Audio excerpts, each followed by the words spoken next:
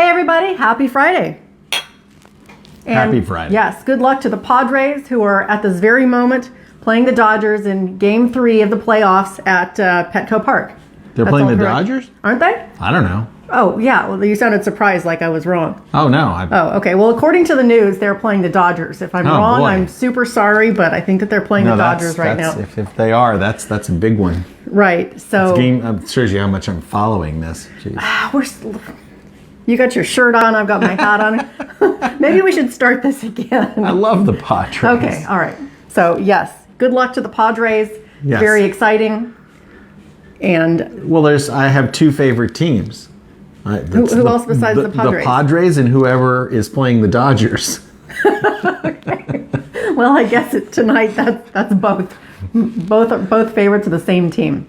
So downtown is supposed to be pretty packed tonight and tomorrow. It is, yeah. So if you want to get crazy and get into some trouble, go downtown to the gas lamp. If you don't want to get in trouble, then stay away. Yes. Yes. Remember that time, I guess it was maybe 2001, they had the Super Bowl here? Oh, yeah, the Raiders, and I don't remember who they were playing. Tampa Bay. Okay. It was the last time the Super Bowl was in San Diego. That was pretty crazy. We It did sure go was. downtown We because we did. were young and foolish and we were looking for trouble. And we're probably lucky we didn't find any because there were like these roving bands of Raiders fans who... They were running nothing around. against Raiders fans. But, No, absolutely not. That night there were some of them that seemed out and were definitely looking for trouble. Absolutely, yes. There were some scary groups of people that were chanting things and looking for trouble. But yeah, it should be an exciting night down in the gas lamp. Well, I was going to wear my Seattle shirt that you got me when you were in Seattle last weekend, and then I realized it might look kind of silly with a Padres hat, but I'll wear it next time. Right. So anyway, I have a new Seattle shirt. It's very nice. It's got the Space Needle and some other stuff on it. I'll wear it next time. And you got it for me last weekend when you and John went to Seattle for his birthday trip. Yes, we did. Yep. I guess we probably won't make people look at a slideshow of your trip, but maybe you can talk about it a little bit. Show you slides of my boyhood trip to Seattle, followed by slides of last weekend. Remember when that was a thing? You know, you'd go on vacation and then you'd make your friends come over and look at the slides? Yes. I've been the friend who has to look at the slides before, and you know, it's... I'm the friend who falls asleep while you're showing me the slides. I know. I've seen you do that before. Wake up, we're looking at the slides Oh, now. God, okay. All right, Seattle, how was it? I'd have to say it was pretty awesome. I really was. I hadn't been to Seattle since you and I went in probably 1997, and it was impressive from the standpoint of just being a cool city, and the public transit was impressive. We got off the plane, and they had the little trams that took us to the baggage claim, and then it was a short walk to the light rail where it was $3 to get from there to downtown, which is like a 40-minute trip for $3. Very nice, nice train. There's definitely some weirdos as you see on public transportation.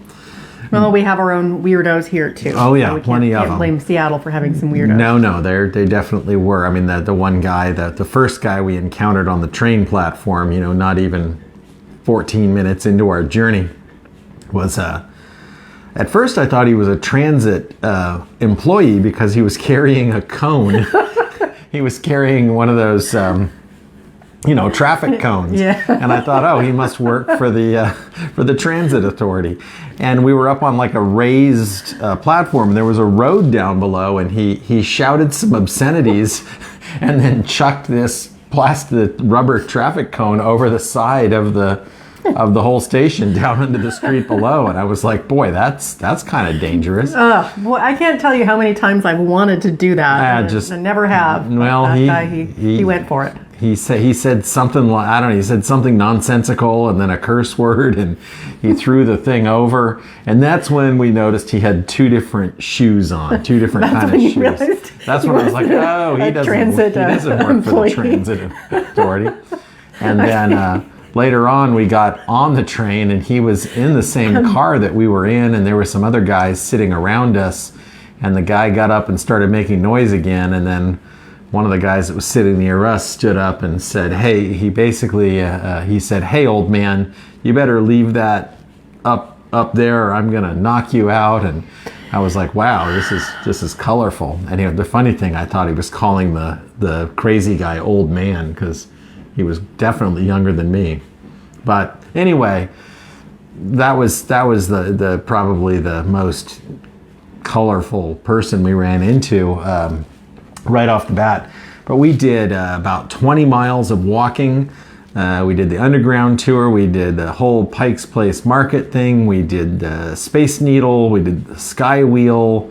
The gum wall. The gum wall. We ate crab. We ate a little bit of lobster. We ate shrimp. We did Seattle. It was fun. That's good. I'm glad John was able to have a good 16th birthday experience. So it was fun just to spend all that time, with John, because so much of the time he may even be, I don't know if you can hear it or not, he's on his treadmill now. Usually he's in his room. The door to John's room is in the mirror back here. So if a sweaty teenager stumbles out, that's John finishing his treadmill session. But a lot of times we don't see that much of him. He doesn't mind spending time with us. He likes us. I think he does. He's just usually very busy. He's a straight A student and got a lot going on. He's an 11th grader who's taking 2 college classes on top of his whole 11th grade stuff. I don't want to brag, but he took a history test on Monday for his history college class, and he told me he just got the grade back and he got 100 on it. And I was like, out of how many? And he said 100. Yeah, he got 100. Yeah, so 16-year-old kid taking college classes. It was an essay. It was an essay. It was an essay question. Yeah, essay questions too. So anyway, John, good kid. Yeah, it was fun. We had a good time, and I was grateful to have that time to spend with him. And I'm sure you and Alex had a good time here without us. Yeah, we went to a 3D movie at the AMC Dine-In in Poway. We saw Avatar in 3D, and it was good. There was all kinds of cool CGI effects, and so that was fun. And then we went out to dinner, and we had a good time too. Nice. Yes. Okay, so you're going to ask me about the market, aren't you? Okay, I don't want to kill the mood, but we're supposed to talk about the market. That's kind of part of the whole thing. So what can we say about the market? Well, we can say that things are quite challenging right now for both buyers and sellers. Real estate agents, title companies, mortgage folks. It's challenging for everyone. A bit of a pickle right now. I mean, I think first of all, the last 3 weeks, the numbers really haven't come out yet. But I'm going to say that next month, the month-over-month numbers are going to show probably I'm going to guess it's going to be at least 35% reduction in pending sales month over month. We're going to see a huge reduction in pending sales, and we saw a big reduction in pending sales this past month. So closed sales are going to be down, pending sales are going to be off. Median price month over month probably won't be down much, but year over year we're currently up 7.4%. I predict that's going to drop again. Median price actually ticked up like 1.2% month over month, and I think the reason was just because there's so little inventory. We've got low supply, and that's still some demand. And that's part of this whole weirdness is that there are hardly any. I mean, when I say hardly any, there aren't very many homes on the market to begin with, but the whole lot of buyers are just sitting on the fence right now. There's a lot of people who want to buy, but they're hanging around waiting to see what happens with rates, with prices. Right. Well, the funny thing about that is rates appear to be somewhat stable at the moment, but still very high. And they'll probably go up some more before they come down. So prices coming down doesn't really help because the payment, But I suppose at the same time, I always like to say that the sticker price doesn't matter because what matters is your monthly payment. However, I guess it's not bad to get your home at a better price and then maybe a crappy rate that you refi in a couple of years. Well, check our rate buy down video that you did with John Fuller. If you're watching this on YouTube, or if you're not on YouTube, go to our YouTube channel and check out the video about the 2-1 buy down that is good for both buyers and sellers. For a variety of reasons that we won't get into now, but if you're looking to buy, check it out. 2-1 buy down. Yep. Chew one bite down. All right, Anyway, okay. it's just it's a challenging situation all around. And right now, we're kind of seller heavy, I guess you'd say.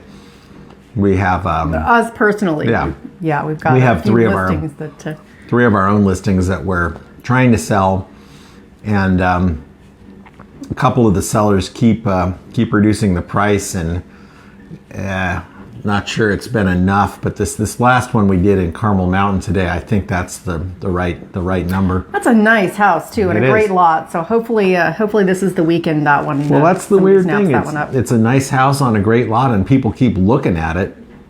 And we've had a couple of offers, but nothing even that remotely came together. Right.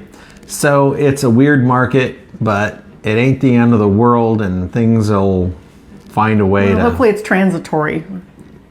I shouldn't have said that. Was. Yeah, and it's It's going to do something. It's not going to stay like this because it never does. no, I can't. It's going to shoot back up, and everybody will be like, "Oh, wow, that was crazy," or it's going to go lower, and people will be like, "Oh my gosh, what's happening?"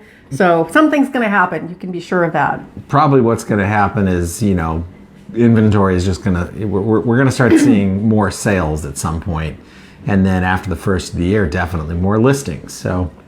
It'll be interesting to see what happens, but you can rest assured we will still be here talking to you about it. That's true. We will still be here. That's one thing you can count on. Yeah. Okay, so let's move on. Please.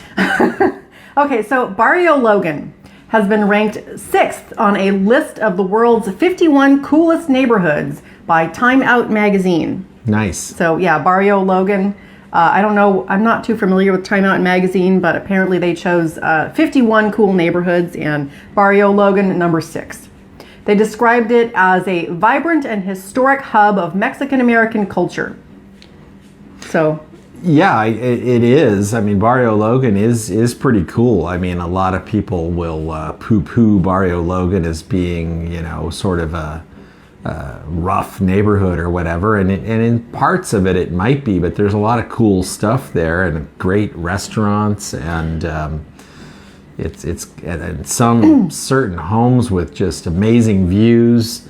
It's a cool old San Diego neighborhood with a lot of character. well, I know I don't usually go with you when you're showing houses, so I know you have house showing experience in Barrio Logan or house selling experience. Most of my Barrio Logan experience is from going there with my friend Kim Nehans, who's an artist, for art purposes. They have this one night she invited me along, and I don't remember what it was called, but there was like this row of warehouses, and they all, for some reason this evening, they had like this big art exhibit going on. So all the warehouses were full of art. Some of them had like DJs happening and lights and crazy stuff, and I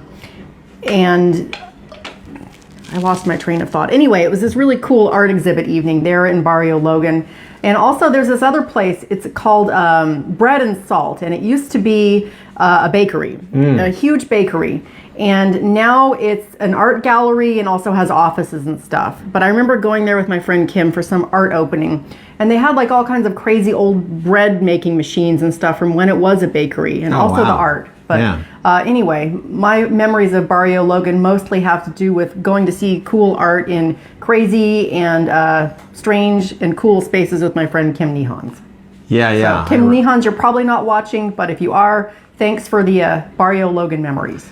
I need to go check something in the kitchen real quick because I smell my garlic cooking, and I want to make sure it's not cooking too fast. All right, well, you go check that, and I'm going to talk about. You all right there? Yeah. Okay. Undo the microphone. Okay. So there is a website called candystore.com, and they just released a map of the most popular Halloween candy for each state. Eric, what do you think the most popular Halloween candy for California is? Candy corn? No, like for people to hand out at trick-or-treating. I don't think you're supposed to. Popular candy that people hand out? Yeah, like if somebody comes to your house for Halloween, what's the most popular? M&Ms. Okay, well that's number 2. Number 1 is Reese's Cups, and that's my favorite. So I guess it's good that's number 1 because if our kids or if our if our folks, they're not kids anymore, if our folks go trick-or-treating, then they bring home Reese's Cups, #1 most popular in California. Those are my favorite. #3, guess what's #3? Okay, so it was Reese's Peanut Butter Cups followed by M&M's Snickers. That's a good guess. #3 is Skittles. Oh, Skittles. I never Yeah. liked them. They're all right, but I really prefer chocolate candy. Anyway, so there were some interesting ones for different states too. Like Georgia, their #1 most popular Halloween candy is Swedish Fish. Those are, yeah, a lot of people like those. Those are all right, but like for the most popular candy to hand out, I don't know. I guess I've never been to Georgia, but Those are apparently kind they of like their after my Swedish time. Fish. Swedish, I mean, I'm I'm gonna tap this here because I think did something to the light. Okay. Oh. Swedish Fish. Okay, so in Minnesota, #1 is hot tamales. You know those things? Yeah. They kind of look like Mike and Ike's, but they're hot. Yeah, I never, Again, that's sort of an liked those interesting. I either. mean, they're not my favorite. It seems sort of an interesting #1, but you know, I guess everyone has their favorites. I'm not even crazy about spicy food, let alone candy. All right. Well, anyway, Reese's Cups #1 in California. Very good. All right. So how is the garlic? It's fine. It's fine. I am slow. I'm slow cooking some garlic in olive oil, and the thing is, you don't want it to cook too fast or it'll burn. You want it. We're trying to use a lot of garlic because John's friend Andrea got him for his 16th birthday. It's like a rope of garlic. It's a big, yeah. I think she went to Gilroy and She got it somewhere. it's from Gilroy anyway. So we're trying to use up lots of garlic. Yes. Definitely keeping the vampires away. No vampires here this week for sure. Okay, so a pair of Levi jeans from the 1800s was auctioned off after being found in a mine shaft recently. Okay. So how much do you think that, and apparently they were in really, here. They were in like exceptional condition, these jeans from the 1800s. Okay. Found in the abandoned mine shaft. That sounds valuable. How much do you think they sold for? $275,000. Oh, well, actually it was only, I guess they were a bargain Okay. because they were only $87,400. Okay. That was So they were found by self-described denim archaeologist Michael Harris. a denim archaeologist. Apparently that's a thing. There you go. Congratulations, bro. You carved out a niche for yourself. You gotta love that. So the article just said that they were found in the American West. And I don't know if that's because the person who wrote the article was lazy and didn't find out exactly where, or because Michael Harris is territorial about his mines and doesn't want anyone to know where they were found. That would be interesting to see a pair of Levi's from that era. They looked like they were beat up, but still in pretty good shape. Because I worked, as you know, when I was in high school, I worked at Miller's Outpost in the... Did they sell Levi's there? that was the... Okay. I didn't know if they had like a house brand and didn't want to sell Levi's. No, Levi 501s. In fact, the big attraction in Miller's Outpost stores was the back wall of the store was all stacked with Levi. The jeans wall? The jeans wall. My friend Angela also worked at Miller's Outpost, and I've heard horror stories about the jeans wall from both of you. They had to be folded and stacked just so. Now you go into like a Ross or any clothing stores are a mess these days. It's just, you kids who work in clothing stores these days don't know how to put stuff on hangers, and you don't know how to fold stuff. And she's probably amazed to hear that I know how to fold anything, but... Well, you do fold your own laundry, and I don't care how good of a job you do because I don't have to do it. So. Well, back in the day, we used to have a folding board. It looks like a clipboard, but it's not a clipboard. It just has a handle at the end, and they would make us fold the T-shirts on a folding board. So we'd fold the Izod shirts, and we'd fold the T-shirts, and you'd stack them in The cubes. Izods had the alligator on them, right? Yes. Then, what was it? There was La Tigra had They had the tiger. Okay, yeah. All right. The tiger was the lesser brand. I actually prefer, tigers over alligators. But I whatever. did too. Although I had one of my prized possessions when I was in high school was a pink La Tigra shirt.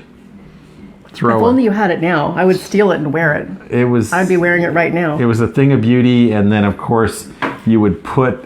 In the wintertime, you'd wear one of those crazy sweaters with the collar on the shirt, sticking up. It was pretty lame, really, by today's standards. How could you know that 40 years later your wife was going to be disappointed in you for not hanging onto the shirt? So I don't know what happened to any of that. I mean, those clothes they're all moth-eaten and got thrown away, probably. Well, maybe they're in an abandoned mine shaft. Well, get that denim archaeologist after it. Yeah. Michael Harris, you need to find this Le Tigre shirt from, 1985, 86? Yep. Okay.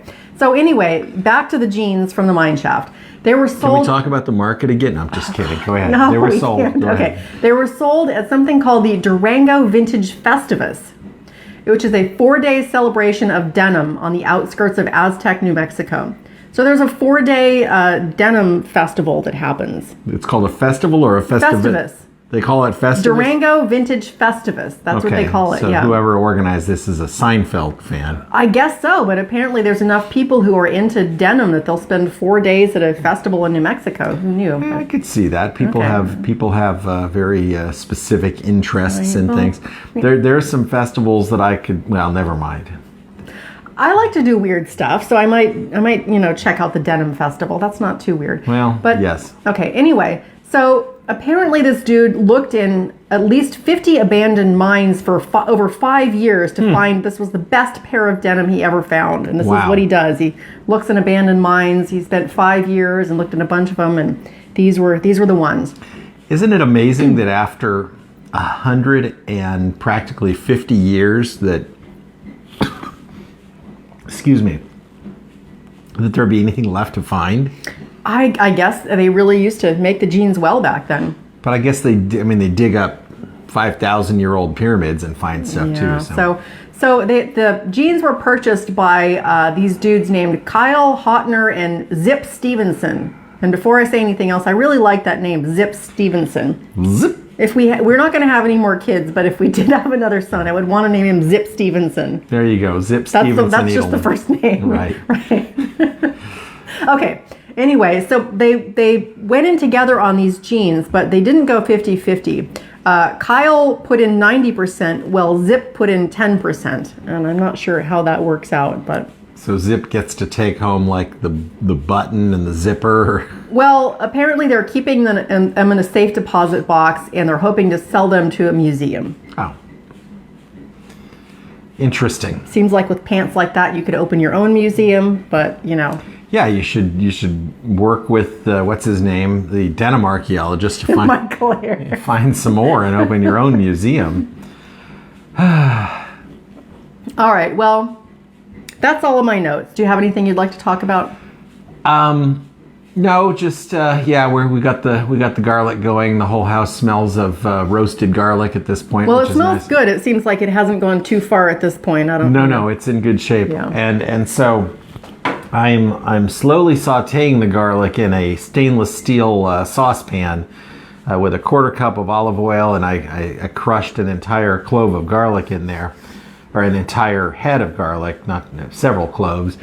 And A bunch of garlic. A bunch of garlic. And so what I do, just for those of you who are interested in knowing how to caramelize garlic, I put it on the lowest setting of the smallest burner on the stove, and it was still bubbling too fast. So what I do in that case is I take a small cast iron skillet, and I put that on the burner, and then I put the saucepan in that to create a little more heat shield, because you want that garlic to just barely bubble. You don't want it sizzling fast. You want just barely bubbling, where it's going to cook too much too fast. And It's not going to caramelize. It's going to burn. Right. So that's what's going on with the garlic. And if you want other cooking tips, I am available to provide those. I am a relative expert in stovetop cooking. Well, you're certainly the expert in stovetop cooking in our house. I'm pretty good in the oven. I can bake, but stovetop cooking is not my forte. If you want any doughs or cakes or breads or rolls or muffins or anything like that made, she's the one. Doughs and batters, I can do that. Stovetop cooking, not as much. Right. But I guess you kind of need both if you're going to have a balanced household. So That's why it works out for us. You say tomato, I say tomato. So if any of you are out there wondering, who's my perfect mate, you really got to find out about people are hung up on lots of different things, but what you got to find out about really is, how is this person live? What are their skills in the kitchen? Do they like to do laundry and I like to take out the trash, or not like to, but you're cool with it. These are the sort of mundane details that you got to work out when you're going to be in a lifelong sort of relationship. Well, people ask, like, we've been married for 24 years, and I think we have a fairly solid marriage. We're good, yeah. And people would think to ask you, oh, what's the secret to a happy marriage, or how do you keep it going? And I don't really know. I mean, I guess you just you marry someone that you like to hang out with and, is a good person. But also, from this conversation, maybe it's also important that one of you is good at stovetop cooking and one of you is good with doughs and batters. That's true. Separate bathrooms. That's also a key. Or at least separate sinks, if nothing else. But, me and John share a bathroom, and you and Alex use the other one. And we have kind of like a girl's bathroom and a boy's bathroom. And I think that works, guys. You really don't want to use her bathroom because you're just going to screw it up. One little drop on the floor, and anyway. Yeah. Anyway, okay. I think maybe now it is time to end. Okay, well, first, though, I'm going to give you this hat back because I want you to tell the story of this hat. So this is a Padres hat, but it's a special one, and I was looking for a Padres hat. And John was the first person I found to ask, and he lent me this. And then you saw that, and you're like, oh, that's my Padres hat. And I was like, oh, yeah, I just borrowed it from John. And then you were like, you borrowed it from John. And you don't have to give it back. Oh, okay. Well, you can take it back after I. All right. But you can. So this hat was obtained at a Padres game at Qualcomm Stadium before they closed Qualcomm Stadium and went to Petco. And it was in 2000, it was the 2000, it must have been the 2002 season. It probably says on here somewhere. Maybe, because this was after, it was after 9/11 when the Padres started doing this camo thing, and it has the sequin. Turn your head. I'm going to take the hat off. I'm going to shake my hair out a little bit because I'm going to have a hat head. But here, you can show off the hat. So yeah, you've got the sequin logo on the side here because they sponsored that day. You have the American flag over here. Here, put it up here so the folks can see it. You have the American flag on this side. It's a camo Padres hat, and it is dedicated to Phil Nevin, number 23. And there's some stuff in the, that's just the number to call for tickets. Yeah, there's 877 Friar Ticks. And then it's just, this is just the 100% cotton. Oh, don't say the part where it's made in China. 100% cotton made in China. Okay, well, never mind about that. Yeah, never mind about that. They were giving them to a whole stadium full of people. They were. And so this hat was given out that day. I don't remember the date, but I do remember the game. It was at Qualcomm Stadium, and it was in 2002 sometime. And it's my favorite hat. And when me and John used to go to games, I'd let him wear it, and apparently he eventually appropriated it to the point where when Deva borrowed it from him, she assumed she was borrowing John's Padres hat. He stretched the band out with his giant melon, too. Yeah. Oh, well. It's okay. Bottom line is, I'm taking it back, and I'm going to keep it safe because it's in relatively good condition, and, it's only rare to the point that I think it was only given out that day as far as I know. But in any event, this has now stretched the show out probably well. We'll put the hat on. Let's see how it looks with the shirt. You got the shirt at a game too, right? That was another this Padres is another freebie. giveaway. Okay, Truth be told, I'm not much of a organized sports guy. I like the hometown team. And the only gear that I have is the stuff that you obtain for free at the game. I have this hat, I have this jersey, I have a couple of other shirts, and I have the Padres clock. You have a bobblehead too. Who's the bobblehead? That's Dave Winfield. Okay. Yeah, I have a Dave Winfield bobblehead, and I have the Padres clock. And they give away cool shit at baseball games sometimes. So cool stuff. Sorry. It's the end of the show. Okay, it's Friday night. All right. It's Friday night. It's the end of the show. This is the blue part of the show. Whatever. I'm going to start swearing, so it's probably time. Okay. Yeah. It's probably time to turn off the camera. Let's give him the hook. Okay. All right. Well, good night, everybody. Thank you for stopping by. Hope you all have a great weekend. Go Padres. We know they're going to win. And see you next time.